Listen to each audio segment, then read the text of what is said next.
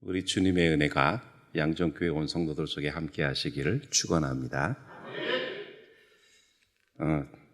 두렵고 떨림으로 왔습니다. 우리가 하나님 말씀 같이 나눌 때에 또 성경 속에 있는 주님의 말씀이 우리에게 다가오고 우리의 마음이 뜨거워지고 과거에 기록된 이 말씀이 오늘 우리가 읽으면서 오늘 우리에게 주시는 약속의 말씀으로 그리고 내일을 소망하는 말씀으로 우리 모두가 받는 귀한 시간이 되기를 바랍니다. 성경의 인물 중에서 신비한 인물이 바로 요셉입니다. 왜냐하면 출애굽기로 넘어가면서 아브라함의 하나님, 이삭의 하나님, 야곱의 하나님, 너희 조상의 하나님이라고 하면서 요셉은 빼놨기 때문이지요. 왜 빼놨을까? 요셉을 도대체 성경에서 어떻게 해석하고 어떻게 받아들여야 되는가? 그랬더니 요셉에게 있어서 오늘의 본문이 창세기 50장에 또 한 번 반복되면서 요셉을 통해서 우리에게 주시는 하나님의 음성을 다시 들을 수 있는 결정적인 작은 모티브를 전해주고 있다는 것이죠. 그래서 요셉을 이해하려면 어떻게 해야 될까? 찾다가 제가 어떤 책을 이렇게 읽다가 80년대에 한 가정의 이야기를 발견하고 이거구나 생각이 들었습니다. 한번 들어보시지요. 80년대입니다. 시골에서 자녀를 잘 키우던 아버지가 아들을 서울로 대학을 보냈어요. 그런데 서울에서 공부하던 아들이 갑자기 아버지한테 편지를 씁니다. 시골에 계신 아버지가 도시에서 대학을 다니는 아들로부터 연이어 2통의 편지를 받게 되는데 첫 번째 편지 내용이 다음과 같아요. 아버지 무고하신지요? 집안도 평안하시고요. 자꾸만 돈 붙여달라고 해서 죄송합니다. 100만 원이 또 필요합니다. 이러는 제 마음 염치 없고 송구스럽기 짝이 없습니다. 하지만 전공서적과 여기저기 외상값 독촉이 심해 어쩔 수 없이 편지를 올립니다. 이 불효자식을 용서해 주십시오. 고향을 향해 무릎을 꿇고 용서를 빕니다. 아들은 이 편지를 보낸 다음에 연속해서 2번째 편지를 또 우체국에 가서 써가지고 붙입니다. 그 내용은 다음과 같아요.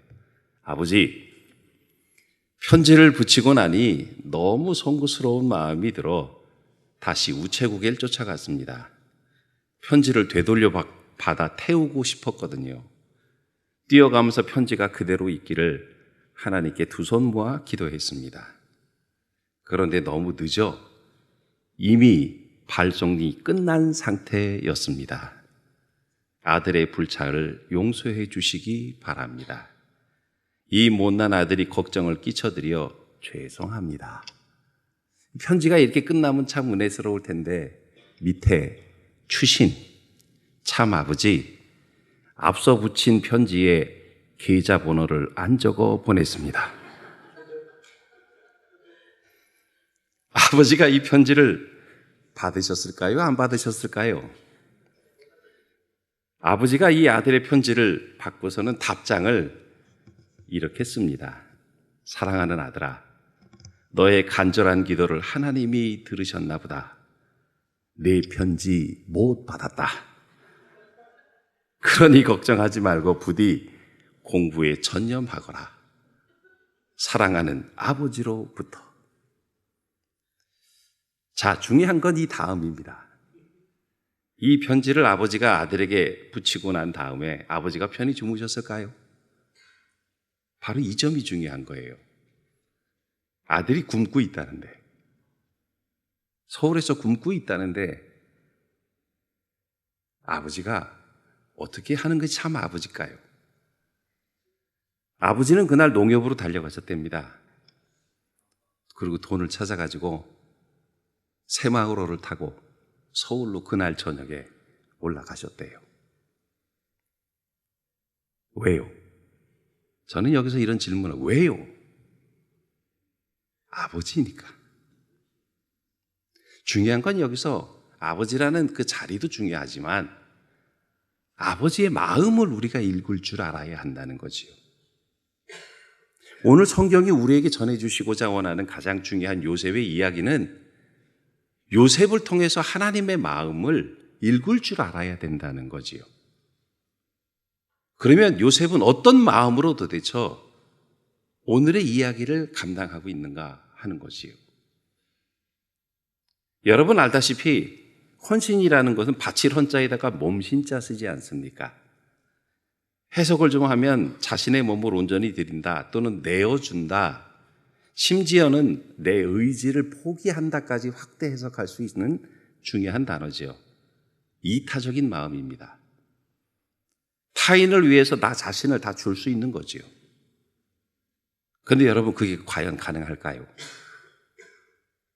우리는 솔직히 신앙인으로서 이 둘 사이에 갈등할 때가 참 많이 있습니다. 산상봉훈에 보면 저는 이 말씀 읽을 때마다 마음이 찔릴 때가 많아요. 내 오른뺨을 누구든지 내 오른뺨을 치거든 왼편을 돌려대라. 여러분 하실 수 있겠어요? 너를 고발하여 속옷을 가지고자 하는 자에게 겉옷을 가지게 하라.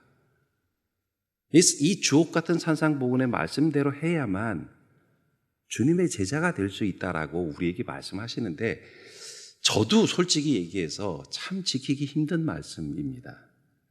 어려워요. 헌신이란 어려워요. 요셉의 입장에서 여러분 다시 한번 생각해 보십시다. 형제들이 은 20에 팔았어요. 그것도 노예로. 여러분들 용서가 되겠습니까? 게다가 애굽으로 팔려갔어요. 그리고 보디발의 집에서 충성을 다했는데 누명 썼어요. 그리고 감옥에 들어갔어요. 그걸로 끝난 게 아니죠. 자기 일의 억울함을 호소해 줄 수 있는 술 맡은 관원장으로부터 전직을 회복하는 놀라운 은혜와 꿈을 해석해 줬는데 나를 잊지 말라고 하고 마지막 이제 한 사람, 자기를 대변해 줄 수 있는 마지막, 이해하고 대변해 줄 수 있는 마지막 한 사람인 술 맡은 관원장이 그를 2년 동안 잊어버립니다. 여러분 성서학자들에 따르면 요셉이 16살쯤 팔려갔을 거라고 생각을 해요. 그러면 총리가 되는 게 30살 아닙니까? 14년 동안을 어떤 세월을 살았을까 여러분 생각해 보십시오. 배다른 형제에게 그들이 배신해서 은 20의 동생을 팔고, 여러분 중요한 건 노예로 팔려갔다는 건 옷을 홀딱 벗겨가지고 끌려갔다는 거예요. 사람 취급 못 받았다는 얘기입니다. 이 당시로서는. 상품 취급받았다는 얘기지요. 그런 요셉이 오늘 드디어 하나님의 은혜로 애굽의 총리가 됩니다. 1인 지상 만인 지하에 높은 자리에 올라가지요. 게다가 애굽 왕 바로는 요셉이 고백하기를 나를 바로의 아버지로 삼았다 그랬어요. 그리고 애굽의 온 주로 삼으셨다 그랬어요. 애굽 온 땅의 통치자와 치리자로 삼으셨다고 했어요. 그런데 그때 해필이면 요셉의 형제들이 찾아왔습니다. 자, 여러분들 같으면 어떻게 하시겠어요? 나를 은 20에 팔아갖고 14년 동안 생고생하게 만들고 온갖 멸시와 천대를 받게 만들고 억울한 일을 당하게 만들고 그리고 감옥에서도 몇 년 있었는지 도저히 그 기간을 헤아릴 방법이 없어요. 죄송합니다만 저는 가끔 성경에 저 자신을 대입해보고 하나님께 솔직히 기도합니다. 하나님, 저 같으면 이렇게 생각할 것 같습니다. 오늘 드디어 하나님께서 내 원한 갚을 기회를 주셨구나. 아마 아무리 못해도 저는 한 대는 쥐어는 박았을 것 같아요.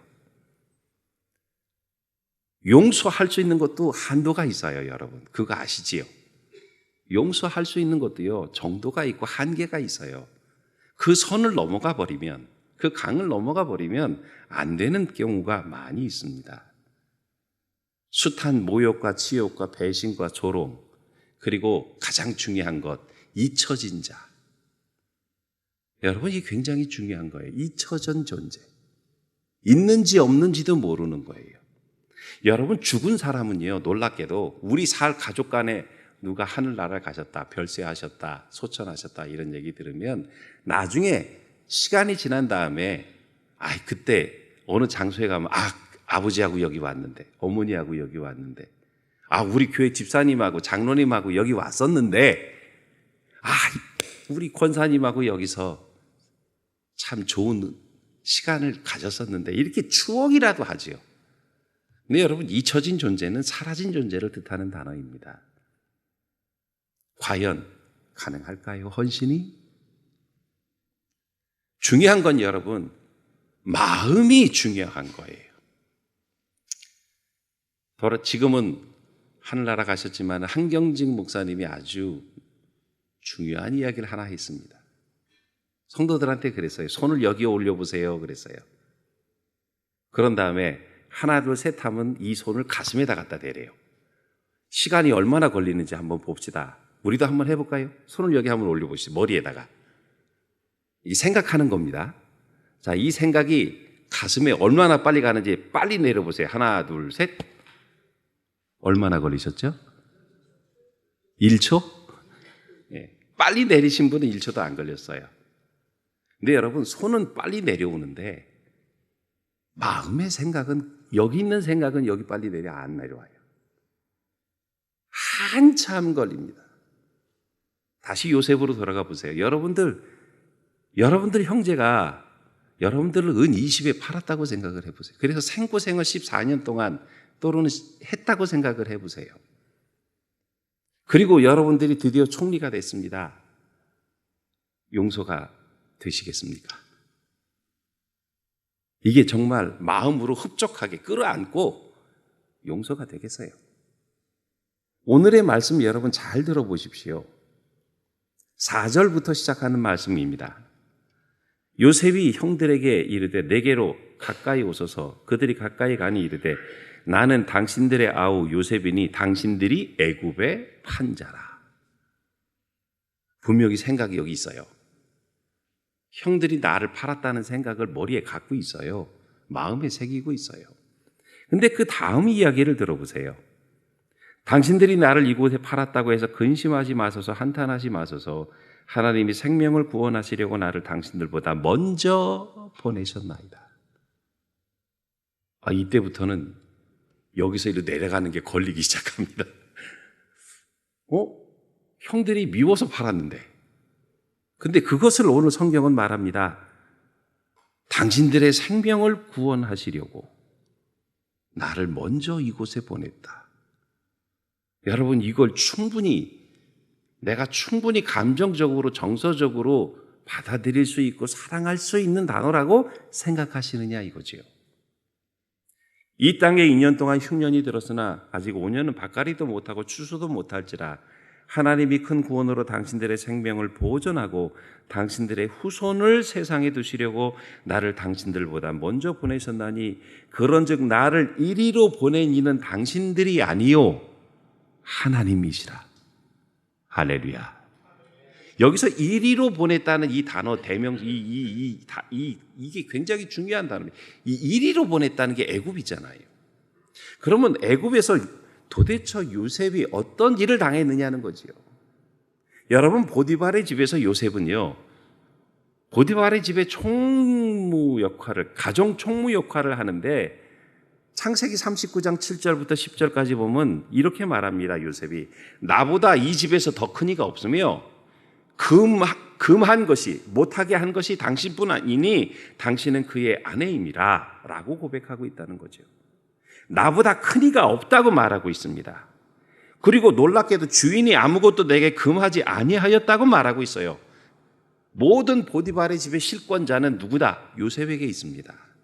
그래서 실은요, 요셉이 하고자 하는 것, 요셉의 자리에서는 보디발의 재산을 뒤로 빼돌릴 수도 있는 위치에 있는 사람이 분명합니다.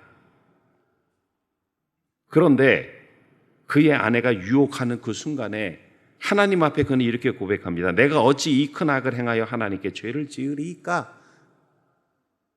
그리고 감옥에 갑니다. 누명을 쓰고 말이지요. 어떻게 보면 하나님의 섭리를 이때는요 알 수가 없어요. 내가 믿음을 지켰는데 왜 나에게 고난이 오지요?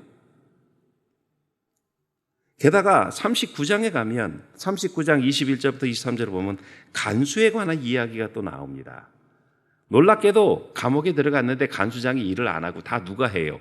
요셉이 일을 감당합니다. 간수장은 그의 손에 맡긴 무엇이든지 살펴보지 아니하였으니 재반 모든 업무를 요셉이 처리했다라고 39장은 우리에게 말씀하고 있어요. 정직과 성실한 모습의 요셉의 모습을 이 안에서도 찾을 수 있어요. 그런데 요셉의 이야기를 이렇게 읽어가다가 보면 이 정도 되면 원망할 만한데, 이 정도 되면 불평할 만한데, 그런데 요셉은 하지 않습니다. 그리고 놀랍게도 뒤에 가서 간수장의 얘기 끝에 가서 이런 말씀이 있어요. 뭐라고 하냐면 이는 여호와께서 요셉과 함께 하십니다. 이 부분이 해석하기 참 힘듭니다. 머리로는 알겠는데 가슴에 와서 이걸 어떻게 저희가 정서적으로 감정적으로 받아들여야 될까? 여호와께서 요셉과 함께 하셨다. 하나님 이걸 어떻게 해석해야 됩니까?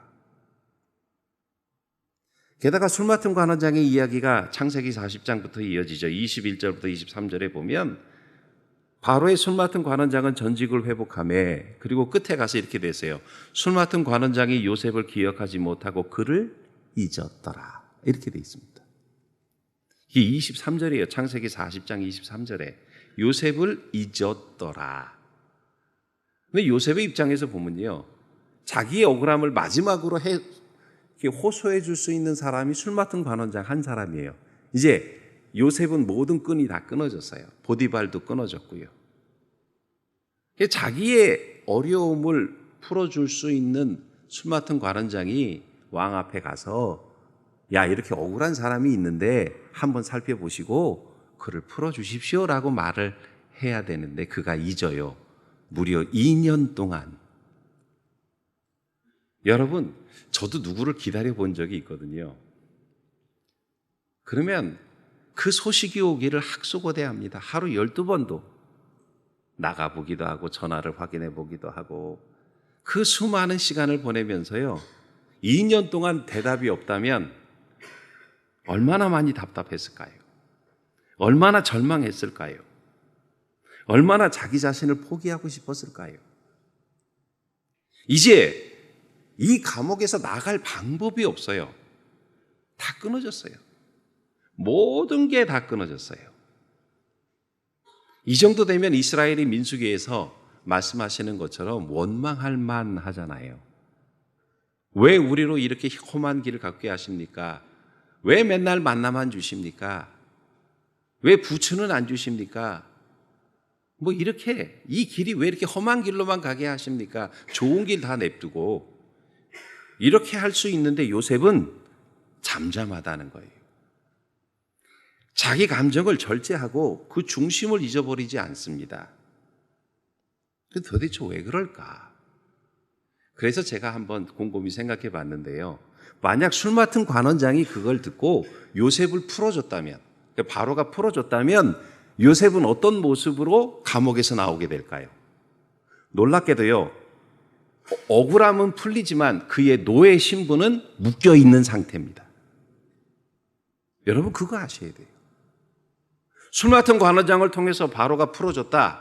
억울함을 해소해줬다. 그러나 요셉의 신분, 노예의 신분은 그대로 묶여져서 보디발의 집에 그냥 노예의 신분으로 살아야 되는 거예요. 아니면 다른 데로 팔려가든가.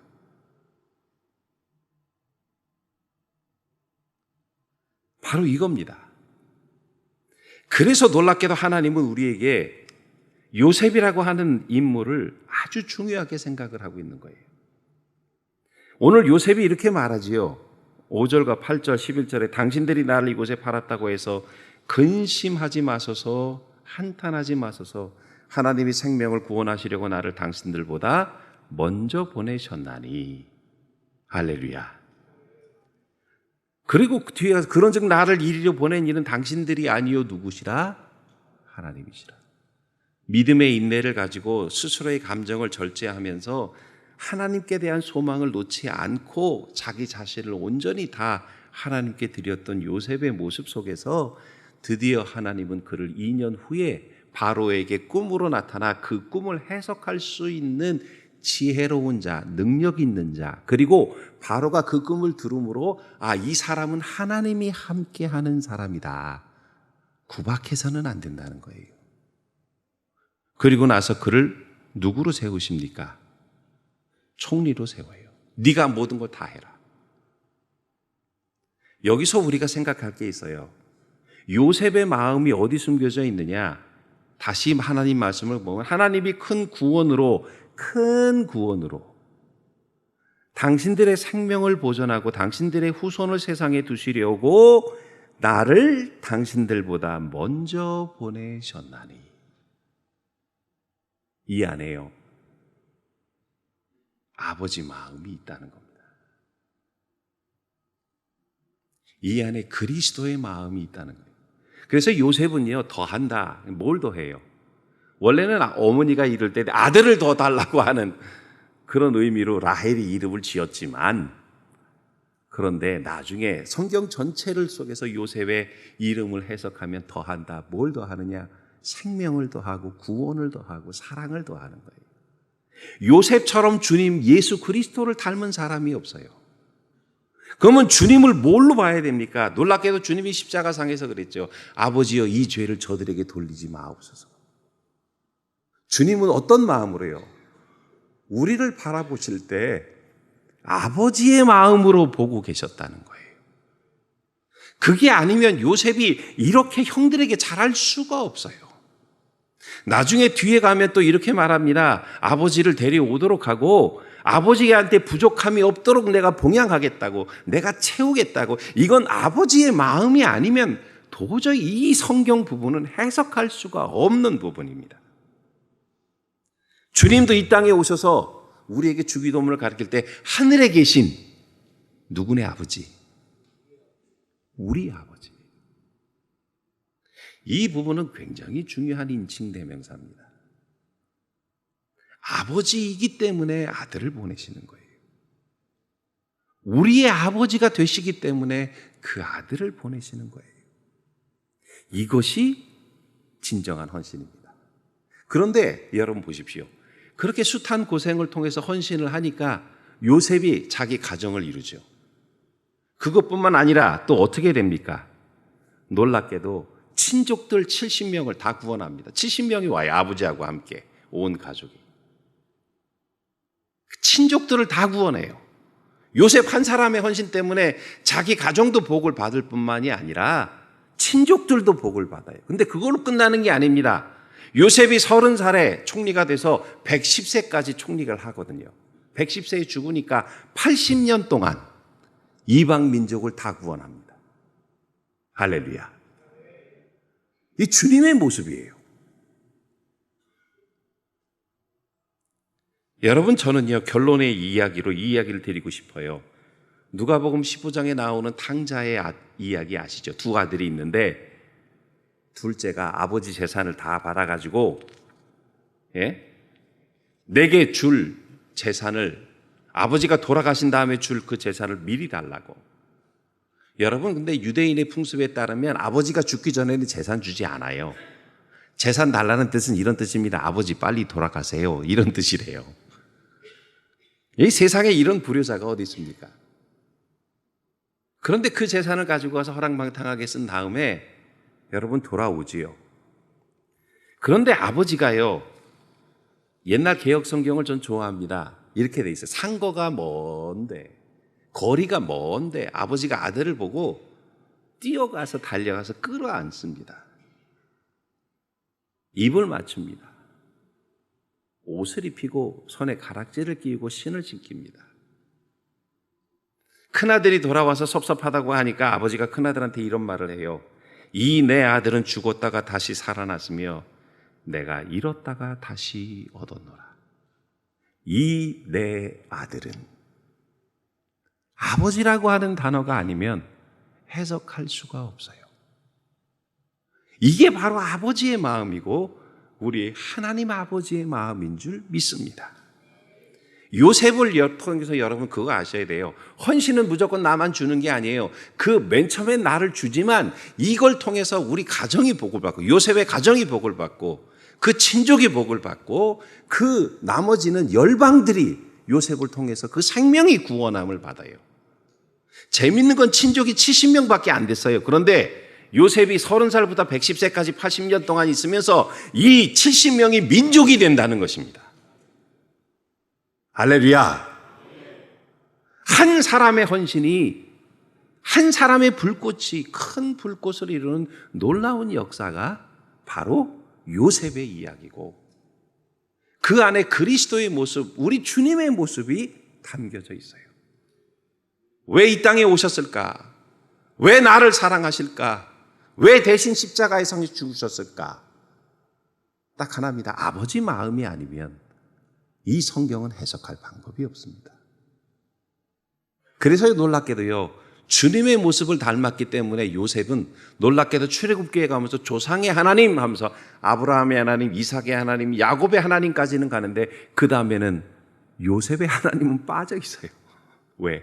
주님의 모습을 닮았기 때문에.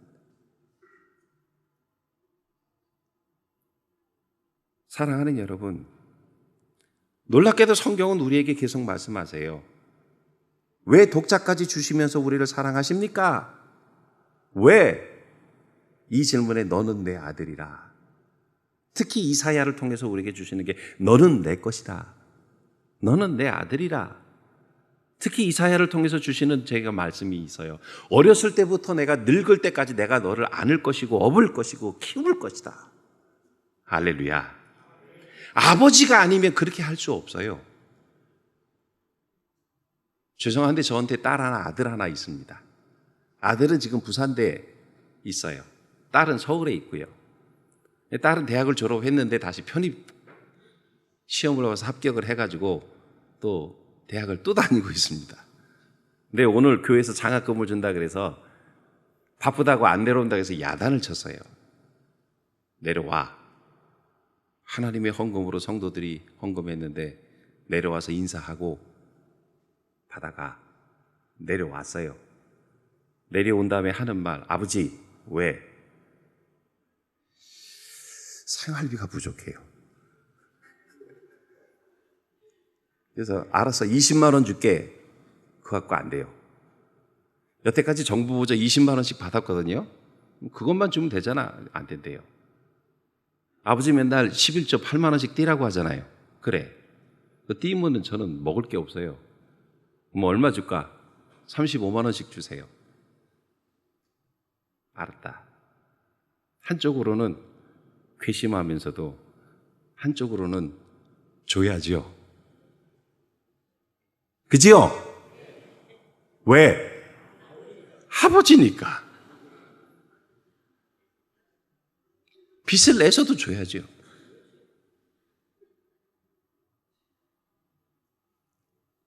이게 아버지 마음이에요. 여러분 요셉을 읽을 때요, 아버지 마음으로 요셉이 하나님 마음을 간직하고 있어요. 8절에 보십시오. 그런즉 나를 이리로 보낸 이는 당신들이 아니요 하나님이시라. 이 안에 아버지 마음이 들어가 있어요. 우리 사랑하는 양정교회 남성교회, 우리 귀한 남성교회, 아까 이 교회 허리라 그랬죠. 맞습니다. 왜? 요셉이요, 요때 나이가 딱 여러분들보다 조금 어렸을 때 30대 후반에서 40 그때입니다. 그런데 그 허리가 든든하니까 그 가정이 살고 그 친족이 민족이 되고 온 인류의 구원을 받는 놀라운 역사가 시작이 돼요. 헌신은 복의 근원인 줄 믿습니다. 그런데 중요한 건 마음의 자세예요. 하나님은 마음의 자세를 너무너무 소중히 여기십니다. 아버지의 마음으로 헌신하십시오. 여러분, 이런 얘기가 있어요.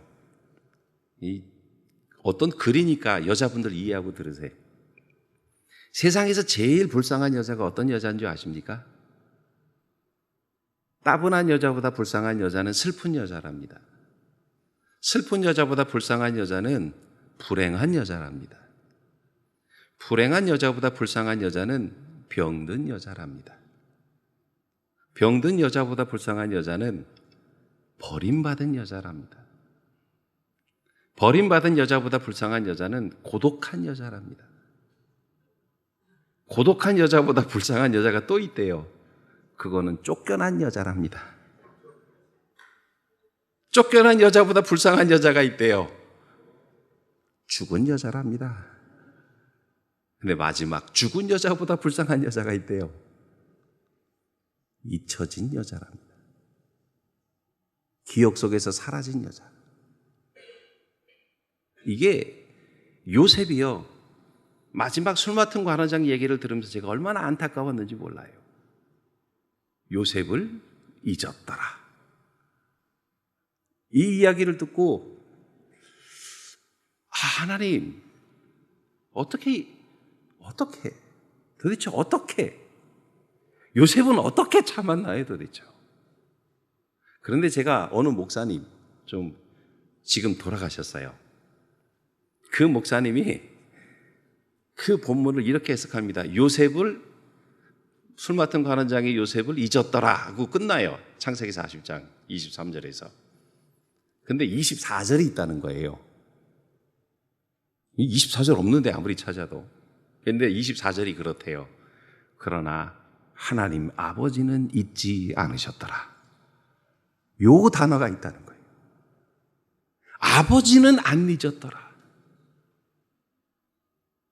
여러분, 헌신이 힘듭니다. 왜요? 요셉의 인생을 보세요. 헌신이 힘들어요. 그러나 그런 헌신이 마음으로 감당할 때 그 가정이 복을 받고 그 친족이 복을 받고 열방이 복을 받는 놀라운 은혜가 있을 줄 믿습니다. 우리 양정교회 남선교회가 이렇게 헌신하면요, 그 가정이 복을 받고 그 친족이 복을 받고 이 부산 지역이 복을 받고 우리나라 민족이 복을 받을 줄 믿습니다. 하나님은 그렇게 우리의 작은 한 사람 한 사람을, 미흡한 한 사람 한 사람을 보신다는 거예요. 힘이 연약한 요셉의 이야기를 오늘 함께 나누면서 이 뜨거운 마음이 저와 함께 되기를 소망합니다. 저도 교회 목회를 하면서요, 여러분 죄송한데 힘들 때가 왜 없겠습니까? 있어요. 그때마다 하나님 아버지 마음 주십시오. 여러분 속 썩이는 자녀 있어요, 없어요? 아이, 감사합니다. 그런데요, 저도 자식 둘밖에 안 키우는데 좀 섭섭할 때도 있고 속 썩일 때도 있어요. 한 번은 제 딸이 저하고 대판 싸워서 1년 동안 연락을 안 한 적도 있습니다. 별거 아닌데. 그런데도 전화 와가지고 히히 그래요. 아빠, 왜? 잘 지내세요? 그래. 화푸세요? 알았다. 끊자. 잠깐만. 왜? 10만 원만 보내주세요. 어구, 옆에 있으면 한 대 쥐어받고 싶고. 그런데 보내줘요. 왜? 어찌니까. 오늘 요셉이요, 아버지 마음으로 형제들을 수용하고 있어요. 이게 헌신입니다. 그러면 여러분들 가정이 복을 받을 줄 믿습니다. 헌신하는 자에게 복이 있고 그 헌신하는 자를 통해서 친족과 이웃이 복을 받고 그리고 그 민족이 열방의 복을 받아요. 하나님은 그렇게 사용하실 줄 믿습니다. 오늘 이제 결혼을 맺지요. 저희 교회 오늘 1, 2부 예배 본문이 출애굽기 3장 얘기입니다. 모세가 하나님을 처음 가시떨기에서 만났을 때. 근데 제목이요, 실패한 자를 통해서. 이게 제목이에요. 여러분, 모세가 하나님 만나는 80세가 실패할 때 아닙니까? 애굽에서 자기 민족을 위해서 애굽 사람을 쳐 죽이고 모래에 숨겼는데 그 다음날 나가보니 히브리 형제들끼리 싸워서 싸우지 말라고 하니까 누가 너를 우리의 재판장으로 세웠느냐? 누가 너도 나를 애굽 사람을 죽인 것처럼 죽이려느냐? 그러니까 이게 들통이 나니까 바로가 모세를 찾아 죽이려고 하니까 모세가 도망가지 않습니다. 그러니까 40세에 도망가서 80세까지 호렙산에서 하나님을 만날 때까지 40년의 시간 동안 도망자예요. 여러분 그렇게 출애굽기 3장을 봐야 돼요. 도망자예요. 실패자예요. 그래서 하나님이 그에게 나타나시고 그 음성을 들었을 때 모세가 땅에 엎드리지요. 그런데 하나님이 가라. 내 백성을 이끌어낼 것이다. 그랬더니 모세가 뭐라고 얘기하냐면요. 내가 누구이기에 바로에게 가며 이스라엘을 인도하여 내리까. 10절에 그렇게 돼 있어요. 3장 10절에. 내가 누구이기에. 하나님 나 도망자라니까요. 나 실패한 사람이에요. 그런데 하나님이요 그 사람을 들어서 쓰신다는 거예요. 그리고 이렇게 말씀하십니다. 내가 반드시 너와 함께 하리라. 출애굽기 3장 11절이에요. 내가 반드시 너와 함께 하리라. 그리고 그 뒤에 3장 이후에 이렇게 말해. 내가 손을 들어서 애굽을 쳐서 기적을 일으키기 전까지 너를 보내지 않을 것이다. 그러나 치는 순간서부터 너희를 보내게 될 것이다. 여러분 중요한 건 이겁니다. 모세 한 사람이에요. 도망자, 실패한 한 사람. 근데 누구한테 보내요? 제국의 왕에게 보내요. 나라와 싸우랍니다. 여러분 가능합니까?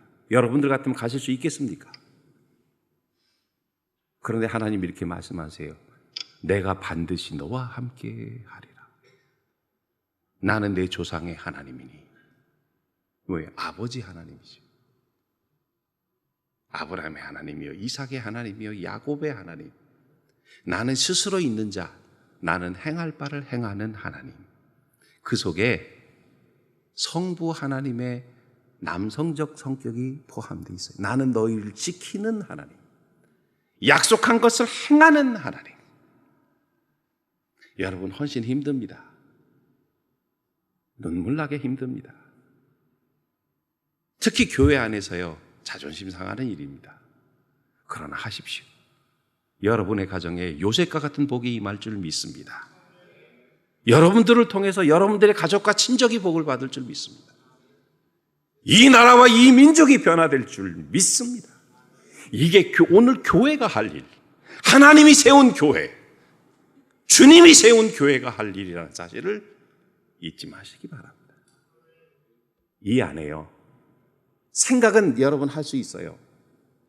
손은 빨리 내려와요, 가슴까지. 그러나 이것을 실천하려고 감정적으로 해소하고 받아들이기까지는 많은 시간이 걸린다는 거죠. 근데 그걸 요셉은 감당합니다. 왜?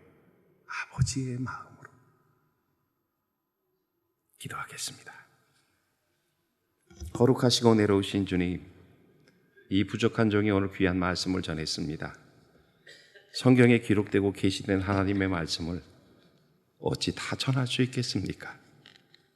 그러나 오늘 요셉을 통해서 주시는 말씀은 아버지의 마음을 가지라는 것입니다. 요셉처럼 말이지요. 원수 갚지 말라고, 원망하지 말라고, 불평하지 말라고, 걱정하지 말라고. 오늘 이 거룩한 마음을 간직한 우리 남성교회, 삼사 남성교회가 되게 하시고, 이 남성교회 헌신을 통해서 그 가정이 하나님이 어떻게 사용하시고 어떻게 사랑하시는지, 어떻게 복을 주시는지, 어떻게 동행하시는지, 그 가족과 친족에게 어떻게 하나님이 도와주시는지, 어떻게 그 변화가 열방과 이 민족을 변화시킬 수 있는지 오늘 귀한 말씀 주셨습니다. 연약한 한 개인이지만 그러나 이 헌신을 예배를 드리면서 아버지의 마음을 간직하고자 그 마음을 가지고 오늘 요셉의 말씀을 받습니다. 우리 귀한 헌신한 남성교회 가운데 함께 하시고 그 가정에게 하나님 언제나 동행하셔서 근심과 걱정 대신 우려와 염려 대신 아버지의 따뜻한 마음으로, 뜨거운 마음으로 자신을 지키고 신앙을 지키고 믿음을 지켜서 선한 일에 쓰임받는 능력의 종들이 되게 하옵소서. 예수님 이름으로 기도드리옵나이다. 아멘.